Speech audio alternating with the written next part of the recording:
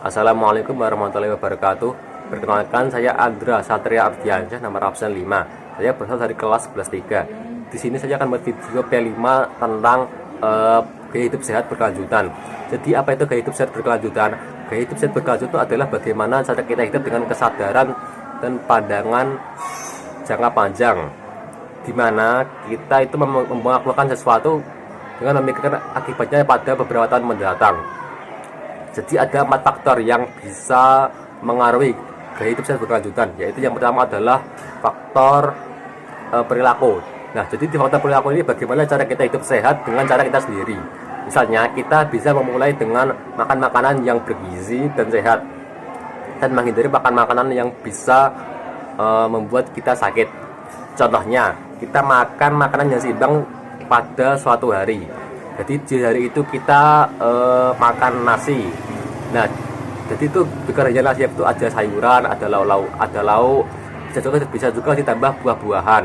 Nah, jadi kita tuh melakukan pola makan hidup sehat selama beberapa minggu, dan kita bisa merasakan hasilnya. Nah, setelah merasakan hasilnya, kita tuh bisa membuat kesimpulan. Jadi itu begini rasanya itu pola hidup sehat. Nah, dengan kesimpulan yang telah kita dapat dari gaya hidup sehat tadi, kita tuh bisa meneruskan gaya hidup sehat yang telah kita jalani beberapa minggu tadi, sehingga kita tuh bisa terus melakukan perilaku gaya hidup sehat yang berkelanjutan. Selain makan makanan yang bergizi dan sehat, kita juga bisa berolahraga. Nah, untuk berolahraga ini tuh nggak harus tiap hari dan nggak harus lama. Misalnya hanya 15 menit sehari ataupun setengah jam sehari. Nah, itu pun ada jedanya. Jadi misalnya kita Senin olahraga, kita Selasa olahraga. Nah, untuk hari Rabu ini kita bisa istirahat. Begitupun seterusnya. Yang kedua ini adalah faktor genetik, yaitu adalah faktor yang didapat oleh seseorang ketika dia lahir. Jadi misalnya begini, si A itu kan udah lahir. Nah, dia itu mempunyai penyakit asma. Nah, nanti ketika dia itu akan melahirkan, saat dia itu mempunyai anak, dia itu bisa memiliki keturunan yang memiliki penyakit asma. Jadi hanya ayah dan anak itu bisa memiliki penyakit yang sama. Adapun kemungkinan jika dia tidak memiliki penyakit yang sama seperti ayahnya tadi, hanya saja itu setiap individu itu beragam-ragam. Nah, jadi untuk bagaimana cara mengatasi faktor genetik tadi, yang mana itu setiap individu itu bisa memiliki penyakit yang sama dengan orang tuanya, sehingga mereka bisa memperoleh pengobatan yang maksimal, sehingga mereka bisa terhindar dari penyakit yang telah mereka derita tadi. Adapun faktor yang terakhir itu faktor tentang lingkungan yang sehat. Nah, di faktor lingkungan yang sehat ini adalah bagaimana suatu lingkungan itu berpengaruh terhadap gaya hidup sehat yang berkelanjutan tadi.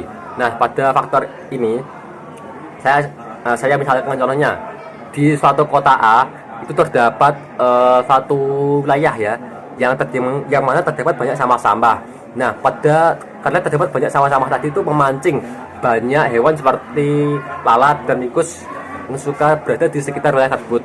Nah, dengan hewan-hewan yang suka berada di tempat tersebut tadi itu bisa menyebabkan penyakit pada masyarakat.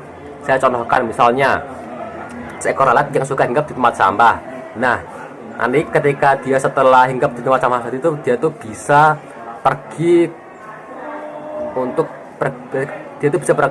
ke tempat seseorang yang sedang memakan. Nah, hal tadi itu bisa hinggap pada makanan orang yang ingin makan tadi, sehingga bisa menyebabkan makanan yang telah disiapkan oleh orang tersebut itu bisa tercemar. Nah, dengan tercemar ini tuh bisa alat itu bisa memasuki telur-telurnya. Nah, dengan masuknya telur-telur tadi itu bisa menyebabkan makanan yang tadinya itu aslinya itu sehat, tapi karena dihinggap itu bisa menjadi penyakit. Nah, itu faktor yang perlu kita waspadai juga jika ingin mewujudkan gaya hidup sehat yang berkelanjutan. Setelah membahas tentang gaya hidup sehat yang berkelanjutan, kita akan membahas tentang STBM, atau kepanjangannya itu adalah sanitasi total berbasis masyarakat. Nah, jadi STBM itu adalah pendekatan untuk merubah perilaku higien dan sanitasi melalui pemberdayaan masyarakat dengan metode pemicuan. Adapun lima pilar pada SDPM ini, yang pertama adalah stop buang air besar sembarangan, yang kedua adalah cuci tangan pakai sabun, yang ketiga itu adalah pengelolaan air minum dan makanan dengan benar, yang keempat itu adalah pengelolaan sampah rumah tangga, dan yang kelima itu adalah pengelolaan limbah cair rumah tangga. Ya, jadi sekian penjelasan dari saya. Terima kasih atas perhatiannya. Mohon maaf bila ada kesalahan. Wassalamualaikum warahmatullahi wabarakatuh.